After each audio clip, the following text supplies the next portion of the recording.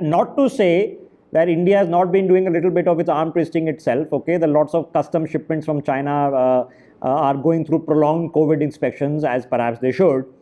But on the assumption that the Chinese, if you make that phone call and you call the ambassador and he is not going to do very much, what options do we have? I think the best option in dealing with this issue of China unofficially banning ships that carry Indian crew from anchoring on their shipyards is informal conversation. And we have a very competent foreign minister, the former ambassador to Beijing. We have no legal standing because it is not a formal order. There is no official order from the Chinese side. Even if it is an official order tomorrow, the jurisdictional process of shipping is very, very complex. The most important is the country whose flag a ship is flagged, and not India's responsibility in legal sense to intervene at this stage. Second important point is China itself is the largest supplier of crew on various ships that are sailing around the world.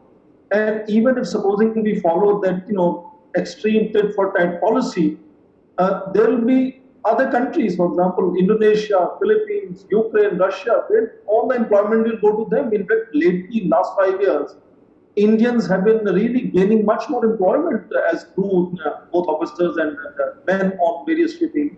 So I think a tit for tat is not going to at all help either China or India. Okay. Informal, subtle way of dealing with it is the only way that we can potentially work on. And last point, China is not the only country putting such restrictions. Given the pandemic, different countries have followed different ways of dealing with these issues. China has done that to other countries. In this case, China is talking of South Asian nations. It's not separating India. Even Bangladesh too is clearly banned. So it's a more complex thing, and I think informal, subtle approach of diplomacy is the only leverage we have. We have no legal standing in intervening, and that explains the response that Abhijit has received. Let us assume that